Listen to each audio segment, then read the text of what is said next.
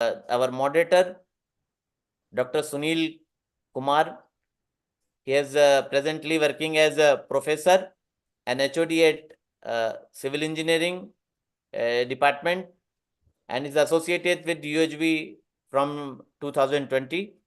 So I would like to call Dr. Sunil Kumar for moderation. Yeah, thank you so much, Dr. Rakhavendra Dubey, for this briefing regarding the implementation of the value education. So, in this couple of days of this conference, we have discussed in the panel regarding the need for value education, and then on the second day, we discussed regarding the vision for value education. Now, many of the panelists and many of the attendees, the delegates, are having their own experience in conducting, or rather implementing this value education in their curriculum. So today we are going to discuss regarding your experience in implementing this value education. So welcome all the panelists to this panel discussion. So we go into the introduction of the panelists first of all. So I welcome Dr. Prashant B. Degavane. He is a professor and Dean, Infrastructure, Department of Civil Engineering, Government Engineering College, Nagpur. He is a UHV volunteer along with his spouse, Dr. Jyoti, and he is a very active volunteer in the country. Thank you. Yeah. Next, we have Dr. Swayamprabha Satpathy. Welcome, Dr. Swayamprabha Satpathy, for this the panel discussion. She is an associate professor in the Shiksha O Anusandhan deemed to be University of Nature, Odisha, and she is a professor in communication. She is a UHV coordinator in the Eastern region. Welcome, Dr. Swayamprabha. We have the next panelist, Dr. Manisha Gupta. She is a BCom MBA in finance and PhD in finance. She is a UGC NCFM MCom. She worked as a professor and director at Punjab Institute of Management and Technology, Alaur, Khanna. She is associated with University of Human Values from the for the last 4 years, since last 4 years. So welcome, Dr. Manisha Gupta, to the panel discussion. Now we have the next panelist, Mrs. Nithi Sachde. She's a Master of Computer Science and Engineering, from Savitribai Phule, Pune University. She's a faculty at Shivajirao S. John Thale College of Engineering, Dombivli, Mumbai, Maharashtra. She is involved with UHV-related activities since July 2020. And we have our next panelist, Dr. A. Geeta. She is currently an assistant professor, Department of Computer Science, Government Arts and Science College, Avinashi, Tamil Nadu. She is PhD in Computer Science. She is associated with UHV since November 2020. So I welcome all the panelists to this panel discussion. And now we go into the discussion of today. So as it is mentioned by Dr. Rakhavendra Dubey, all of us are into this implementation part of UHV. Many of us, I would say, not all of us, many of us for sure. And now we will see what is the role of the teachers and what is the role of the institutions in implementing this UHV, particularly when the Rakhavendra Dubey, he presented the personal transformation and societal transformation. These two things are very much focused upon by in the presentation. And now when we try to implement this, three things are mentioned by Dr. Rakhavendra. That is, one is the value education, second is value-based education, and third is value-based living. Let us have a look into the difficulties and the pros and cons of this implementation. So I start with our first panelist, Dr. Prashant.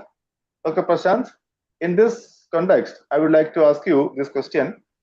How do you see the role of faculty and management for effective implementation of value-based education? Do you have any experience also? Dr. Prashant, over to you. Thank you, Dr. Sunil, for asking me a very nice question. Who is the requirement of an hour? As we all are discussing right from the morning and yesterday also in this international conference, and from the keynote lecture of today's speaker also, there is a very much important role of the faculty and the management. in my view, and from these experts also, or with the discussion, if the faculty is trained for the explaining this universal human values, it will automatically be transferred to all the students. But the hurdle is some of the managements, they are not helping, or they are not conducting, or they are not allowing to the faculty for these faculty development programs. So if with the consent of the management, or in the universities itself, if the VC is convinced, or if the director of that college is convinced, then the particularly the faculty will be given a free hand to study these human values. And finally, if the teachers are trained, that will be strengthening the education. So in my view, first the teachers of all over India and in abroad also, being the international conference, they must understand the meaning of this value-based education, or value-based living, or value education. And if they are imbibing in them, first they should imbibe in there, and in there all this value-based living, they can transform the students. So ultimately the human goal of this is spreading the human values, and this value education, or value-based education, or value-based living, it depends upon the practice of that person. If the teacher is trained, then he will train all the you can say students, or once it comes in his living. So in my view, I find very much important of the faculty development programs, and at the same time training of the MDP and LDP. So management development programs are so necessary, so that it will provide a right pipeline for helping the teachers. So thank you, Dr. Sunil, giving me the chance. G. Thank you, Dr. Prashant, for that sharing. So you have given this focus upon the faculty development program, the leadership development program, and the management development program, as it is envisaged by the apex body of education in the country, India, that is the All India Council for Technical Education. Yeah, that's a very nice point to go forward in the implementation part, the role of management and the role of faculty members in implementing this human values to the students. Yeah. So we move on to the next panelist, Dr. Swayam Prabha. I would like to put the same question to you. So what do you think as the role of the faculty and the management in effective implementation of value-based education? Over to Dr. Swayam Prabha. Yeah. Thank you, Dr. Sunil. A very good morning to all of you. So with this question that my previous panelist also spoke about regarding the, implementation part. And so definitely as such, education, as we all have understood by now, has a very important role to play in transforming individuals to a conscious level of understanding of right human conduct. So with this, definitely the teachers are the role models for the students who can guide their students in the right perspective. And as my previous panelist said, that when we are trying to implement something, we have to also educate people. So there has to be people's education, which would necessarily mean in the education sector for the teachers and of course the management, because there has to be both coordination and cooperation between the two in order to implement a course which is of course universal, which is logical, and of course most importantly it is verifiable, which is to be verified on its own right. So I'm to give you an example, because when we feel that teachers now, even if one teacher is educated in this line, so definitely he or she can have a contribution in transforming the others to some extent. So with this, I would just tell you that I am a teacher of humanities, and I have been into this UHV for quite some time. So there was a symposium in our university where they were talking about eco-friendly, goods and services. So there I, along with few students, so they were computer science students. And so they made a project on carbon footprints,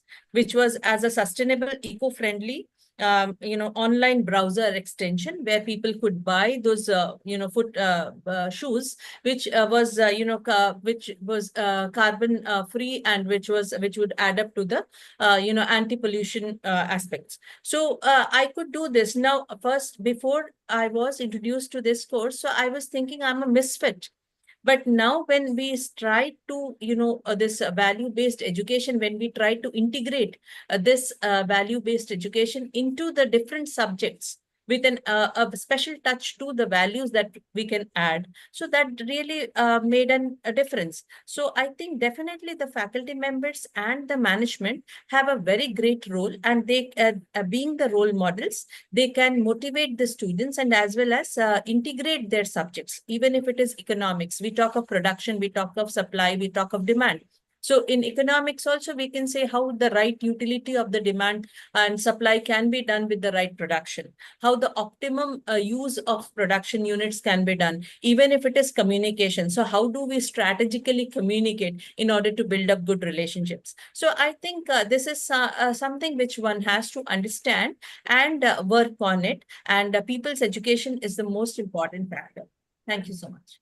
Yeah, thank you, Dr. Sayaprabha, for this sharing, and thank you for limiting in time also. Yeah. So I request all the panelists to limit your presentation to 3 minutes, as we discussed in the beginning. This is to give equal, time to all the panelists. That's only the idea. So we have thrusted upon very important thing, that is the role model. A teacher is a role model for the students. That's very, very important. So you have exemplified that through the students project also. That is a nice example to complement this. You also have thrusted upon the coordination, complementation, and the cooperation of the teachers in this. So thank you so much for this sharing. Now we go to the next panelist, Dr. Manisha Gupta. Welcome to the panel for the first time for this discussion. Yes. Okay, Manisha. So as it is pointed out by the previous 2 panelists, that there is an important role by the teachers and management in the implementation, rather effective implementation of this value-based education in the curriculum to the students. So I would like to ask you, do you have any experience in implementation of holistic value-based education in your institution with the management or by yourself? Yes. Thank you, Dr. Sunil. Yes, Dr. Sunil, actually 10 years back, we got the order from the university. Our university is implementing value education, and we are supposed to offer the course on universal human values in our curriculum. So yes, that time initially when we got this letter from the university, so there was a program of faculty development programs initiated by the university also. So being I was the director at that college, so I got the opportunity to start with this course, and I could see that there's a need to develop teachers to offer this course to the students. So I personally took the initiative to go to the management and ask them to hold faculty development program of 8 days, as was guided by the university. So earlier I could see that the management was apprehensive, but when I showed them the order from the university, then they actually it was all from the force of the university that the management allowed me to start to conduct that FDP. So with the permission of the management, I applied it to the university, and we got the chance to hold 8 days residential program for the faculty FDP for our college, and 100 faculty members participated in the course. And to my surprise, that was a very I could understand the importance of the course, but really when the course was taught in the FDP to it was shared with the faculty, it was really through an exploratory method, and it was really a very eye-opening course. And all the faculty members who joined, many of them could see that it is a very good course and important course for the students to implement to start with. So yes, certainly some faculty members, they took the initiative to teach this course, and they shared the course with the students. And yes, the preparation of the faculty and the consent of the management and the willingness of management is certainly required to start with the process, because holding the 8 days residential FDP was a big task, and I got the support, but I can see that the initial force was from the university. So that way they could help us to start. So the management, if themselves have a holistic vision, then they themselves can go for all these things. But if there is not that vision, then of course some type of force or some type of regulation from the university certainly helps. And we have implemented it from the last 10 years, and we could see the effect, the impact of this course on our students and faculty members. Thank you. I just want to put up that point. Thank you so much, Dr. Manisha Gupta, for that sharing. So the experience is very much helpful to many of the delegates over here from India and abroad for implementing this value-based education in their curriculum. So initially, there may be a push required by the university, and the management may be skeptical in the beginning. That's what you noted in the beginning. And then later, when the importance is being noticed by the management and the people, the teachers and the students, then it went on very smoothly. For the past 10 years, you could see that it is running very smoothly, and there is outcome, tangible outcome also, as you pointed out. Very nice. Now we move on to the next panelist. Welcome, Dr. Nithi Sasde, for the first time in this discussion. So, Dr. Nithi Sasde, I would like to put the same question to you, that what is your experience? I heard that you have been offering this program to the students in not only one college, but many other institutions in Mumbai, in the country, India. And also you're offering this faculty training programs in many states of the country. So what is your experience in implementation of the holistic value-based education? Dr. Nithi. Hey, Dr. Sunil, thank you so much for this question. I would like to share this experience first with the faculty. And I'm able to recall in as many programs I was able to participate for sharing this content. It has been a very rejuvenating program for the faculty members themselves. They were seeing that ease in them. That was the first thing. And they could clearly see this priority part of first having clarity, then having relationships, and then having physical facility. That was the outcome. And they were able to see that this is important and this has to be brought to education part. Now coming to students, I'm able to see that we have been conducting student induction programs also, and we have been able to execute this UHV 2 course also. And this has been the experience of the students, that initially they thought that what is the role of this subject in the technical education, why we are learning about happiness, what is the need of going through understanding the prosperity part. But slowly and gradually, they were able to relate it with their own living. And then they could see that how this subject can help us be an effective team player, as well as how this subject can be helpful for them in focusing on what is important for them to do. So they would share that now we are able to decide what to do as well as what not to do. Both the parts are coming to them very clearly. Of course, there is this important role of faculty, the one who is facilitating it.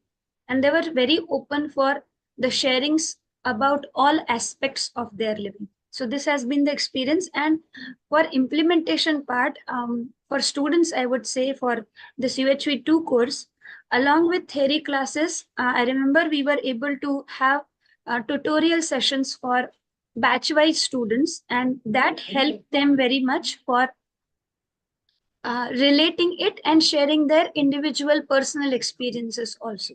So that part helped. And now I'm able to see that as a teacher and as a facilitator, I can continue with this, and it can be helpful for individuals for their life. So thank you so much, Dr. Kumar.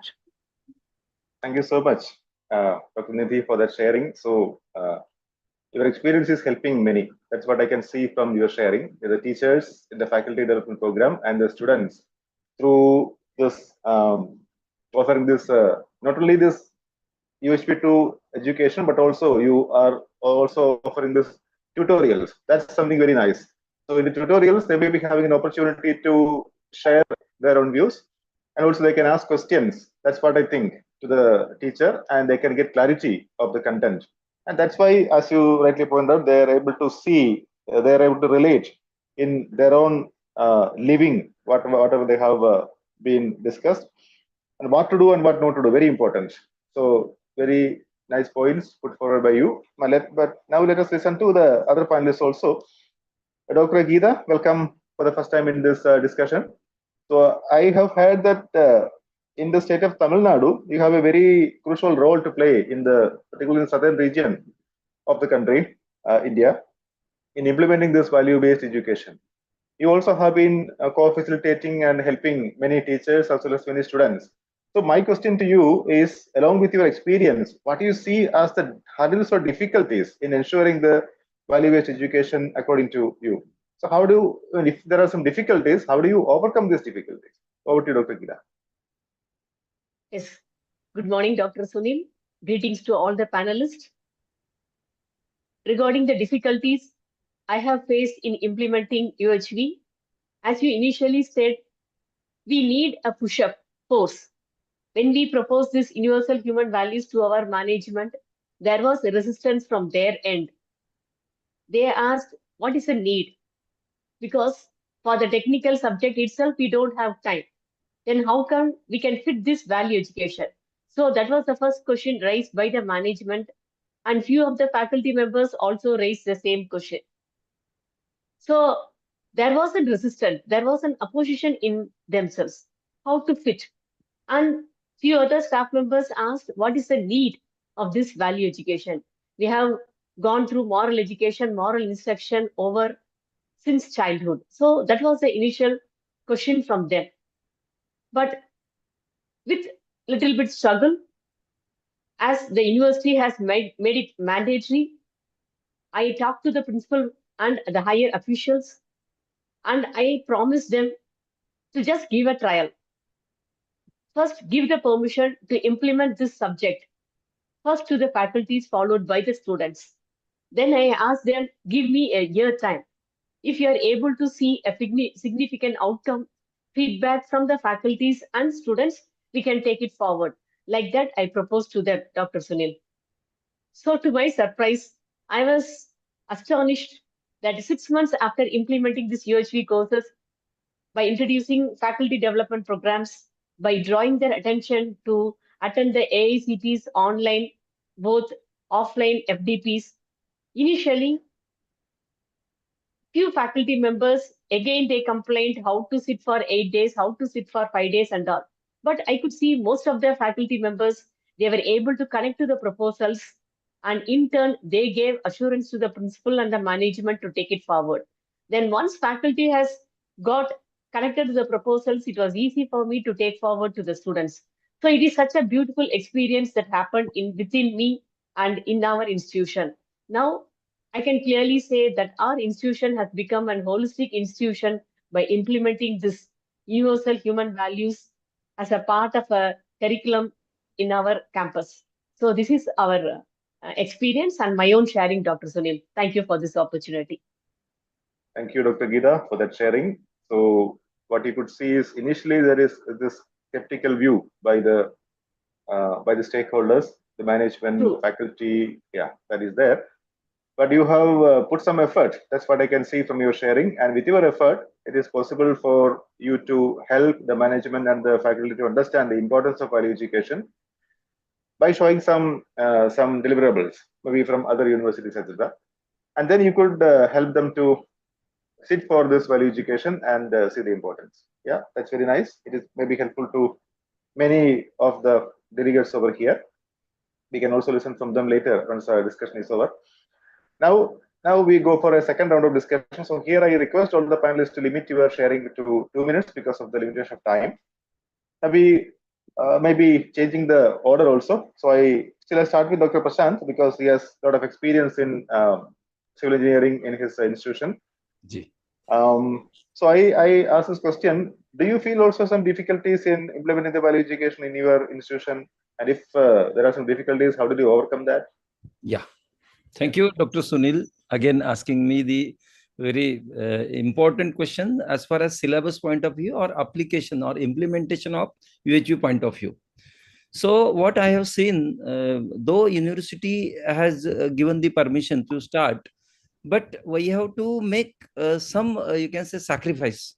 So for civil engineering, so when addition of this value-based education or a 3-credit course was to be added, so I have personally being civil engineer, I have to reduce that weightage of the geotechnical engineering because you may be knowing or others also may be knowing the subject is to be taught in 3 stages: stage 1, stage 2, geotech 1, geotech 2, and advanced. So like that, we have to curtail all the syllabus of these 3 years and we have reduced it. So to take out some credits from that 160, which is the limit. So we reduced it and then we could start the UHV. So it is very much necessary to the teacher that you should have the interest in this UHV and then only. So otherwise they would not have been ready for curtailing the geotech. But I have done both.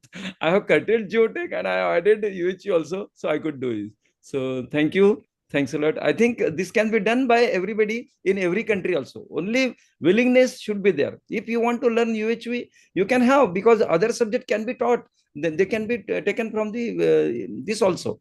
What that is called as other subject knowledge, YouTube. But UHV, it is to be experienced by the teacher, and that's why it is necessary. So thank you. I hope 2 minutes are completed. Thanks. Yeah. Thanks, Dr. Prashant. So in doing so, I suppose this when you compress 2 subjects into one, I suppose that there is no compromise which you have made upon the subject, right? Okay. Did you make any compromise upon the subject? The key part of that? Compromise mean no, we have taken some part basic from one, then some implementation 2, and so likewise we could do this. Instead of giving more credits to that subject, we have reduced the credits. G. Thank you. That is nice. So thank you so much, Dr. Prashant. Now we move on to our next panelist. Yeah, we will ask this question to Dr. Nithi Sachdev straight away. So Dr. Nithi, now you have been listening to the panelists already. Now you also would have faced some difficulties maybe in the implementation, but I would like to ask you the possibility of extending the value-based education to primary or secondary education. Do you see the possibility there? What would be the steps to be taken for effective implementation in the primary and secondary education also? You have been implementing that in the higher education for sure, but what about implementing this in the primary and secondary education? Do you have some difficulties there? As this has been conducted by a team of volunteers already in Madhya Pradesh state of India. So first they could go with the trial-based workshop for students from 8th and 9th standards. And to the surprise of the team, the students were able to relate with the content very much. And with that, they could implement this part into 8, 9, 10 students. So they prepared theory books, and also along with that, the workbooks were created so that students start noting their experiences. And also the important step could be this bringing it into the regional language so that students from all strata would be able to relate with it, and then using the terms and terminologies so that students find it easier to grasp. I think these 2 steps would be helpful, and already the work has been happening over this. So this is from my side. Thank you. Yeah, that's very nice, Dr. Nithi. This is very heartening to listen to. Listen to you that the work is started already and it is already being implemented in the high school, as you pointed out, high school or higher secondary school in Madhya Pradesh, or maybe from primary school also. That's very heartening to listen. Particularly when you said that this content has to be converted to translated to the regional languages. I hope some work would have been happening in this line also. Yes, Dr. Sunilji, already the team of volunteers have completed the teacher's manual in almost important languages all over India in the regional languages. And the team has started with translating the main actual book content into the regional language. So the work is in progress and we are expecting it to complete it very soon so that it is available for all to refer to. Yeah, nice. Thank you. So it is very important that when the content is delivered, any content is delivered in the regional language, it is easy for the stakeholders to grasp that, particularly the students to grasp it. So thank you so much for this information sharing and experience sharing. Now we move on to our next panelist, Dr. Swayamprabha. So what do you see as the possibility of extending this value-based education to the primary and secondary education, and what would be the steps to be taken for effective implementation, in addition to what Dr. Niti said? Yeah, absolutely. So that's something very encouraging, what Dr. Nidhi said, that they have been doing a kind of a development through this primary education and secondary education. So for my opinion also would be, as I said, that people education is something that which is very important. So we can take up certain social inclusive works because, rather than teaching and preaching, we can make it more application oriented, as we talked from problem centric to solution centric. So through that, if we could just make them realize about plantation program, about their participation, how do they value, how do they add value to the society, and by making them more participative, because young children, they learn when they are involved into certain aspects more. So some involvements as certain small internships, certain projects, little projects of maybe, as I said, plantation drive, some social service, or through some sort of community development. So they realize, as we already are implementing about the Swachh Bharat Abhiyan. So with that also, when we can incorporate that, how we can, this is also kind of a participation in the larger order. And so through this, definitely in the primary education also, we can implement in a more application oriented manner. So that's what I feel. Thank you. That's a very important point, which I got from you, from Dr. Swayamprabha. Application-oriented learning, yeah, and projects. Implementing this value-based education through projects of students, that will be helping many students to see the values directly and to work in the larger orders. That's a very nice point. So it is nice to listen to you that this is being implemented in the institutions around, and that may be helpful for many delegates to take it away to their colleges also. That's very nice. I will continue the discussion to Dr. Manisha Gupta. Dr. Manisha, what do you see as the possibility of extending the value-based education to primary and secondary school education? And are there some steps taken in your place also regarding this? Okay, Manisha. Yes. Am I audible? Yeah, you're audible now. Okay. So, yes, as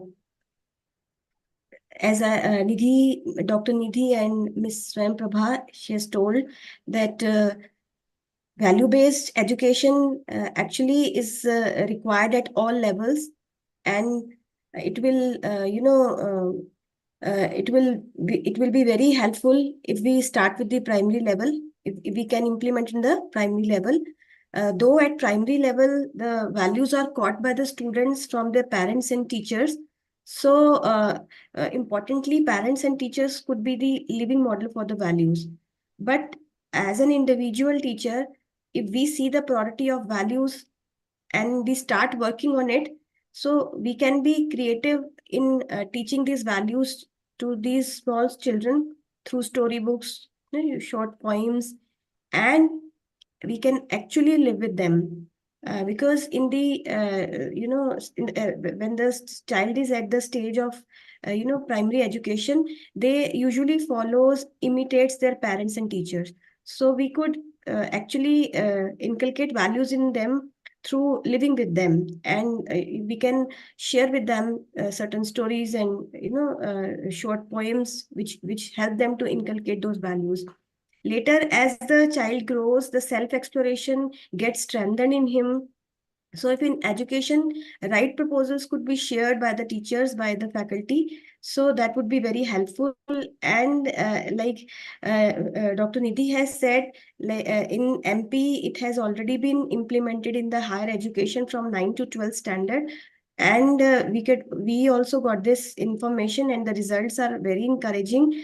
So surely, as we are the teachers and educators and policymakers, we should take steps at all levels to implement this, either primary or secondary. So this is my take on this point. Thank you so much. Thank you, Dr. Manisha Gupta, for that sharing. So you have thrusted upon the creative practices through storytelling, through maybe through poems, and by living by the values, living by them, because the children are imitating and they're following their parents in the beginning. So this can be this part can be utilized. So if you can enact something, the children may be catching it very easily. That's very nice. So when you live by the values, the children are able to catch it up. That's the point which is proposed by Dr. Manisha Gupta. Now we move on to the next panelist, Dr. Geeta. I hope you listened to the previous panelists regarding the difficulties as well as the methodologies, how to implement this value-based education in the primary and secondary level. But my question to you is, when it is being implemented at the primary and secondary level, does it lessen the importance of implementing this in the higher education? What do you think? Yes, Dr. Sunil, I was listening to the conversation of other panelists. I would also like to go with them. When we implement at the primary education, definitely I can see the task that is put upon the higher education can very well be reduced. When we put or share these human values right from primary education or secondary education, we can clearly see the young minds are like a clean slate and they are less conditioned compared to the adults and compared to the faculties. So we can see that young minds are less conditioned. They are able to easily grasp their proposals. So the task that is to be thrust upon higher education becomes very, very easy. So let me share a small example. One day while I was discussing about the proposal that human being is a coexistence of self and body, there was the initial resistance from our own colleagues that how young minds can understand self. They will not be able to differentiate self and body like that. My own colleagues, friends were sharing. But I shared this small proposal with first standard, second standard students at my neighboring school. And I can clearly see that they are able to understand self. I was simply asking them, who is happy? Is the body is happy? And I asked them, who is going to the school? Is the body going to the school or the self? After deciding that it goes like that, I was putting small questions. And I can easily see that the young students are able to connect to the proposals. So this is my own experience, Dr. Sunil. So once these proposals are shared right from primary education, I can clearly see it becomes very easy to take it forward and we can make the higher education students to explore deeper. So this is my experience, Dr. Sunil, for the question. Thank you for this opportunity. Yeah, thank you so much for that experience of sharing, Dr. Geeta. So this can be taken to the primary level. That's what Dr. Geeta is telling. And at the same time, when you take it to the primary and secondary education, he is emphasizing that implementing this in the higher education will be very easy. So this point can be noted by the delegates. So we have a time limitation. So I think we can seek some questions from the delegates. If any of the delegates have some questions, so we can take some quick questions from them. Our panelists are available for reflecting to the questions. Any of the delegates would like to ask a question?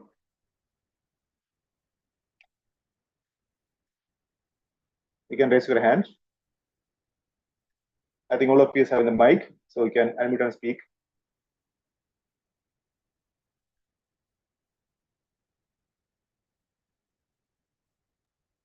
Yeah, Dr. Sunil. Yeah.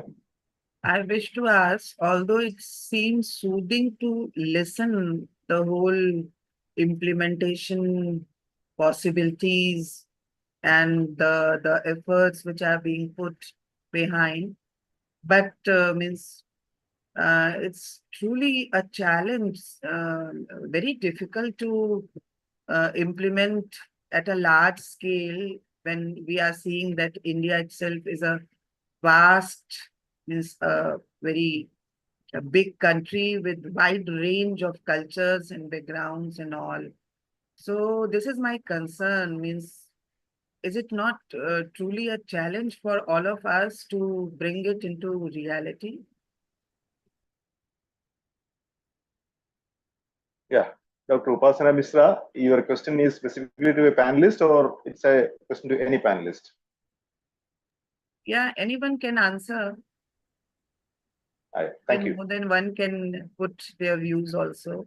Nice. Thank you. Thank you. So I hope the panelists would have listened to Dr. Upasana's question.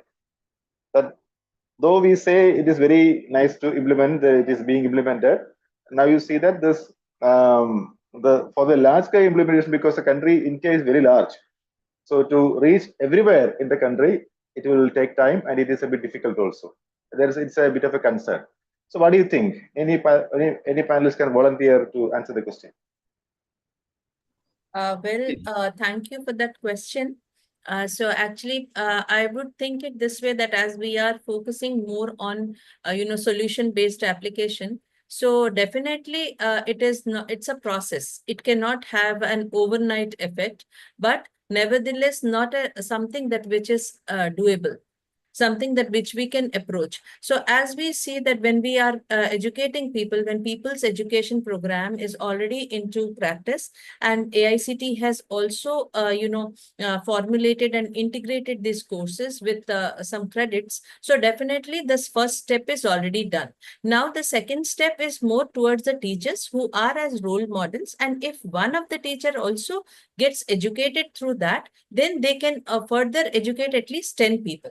And from this, it can go ahead. And as such, the universal value education is more something that is which is universally true, which is not confined to any particular caste or creed or gender.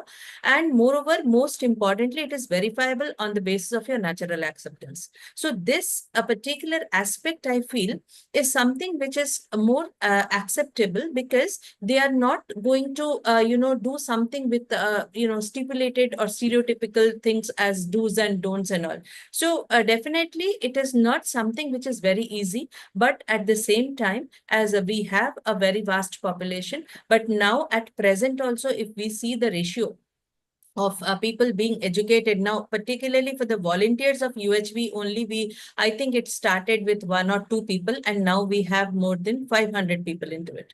So this seems to be very positive to me when I look forward that yes, definitely it is not a overnight kind of a solution, but definitely it is doable, and one can implement this gradually. Thank you so much.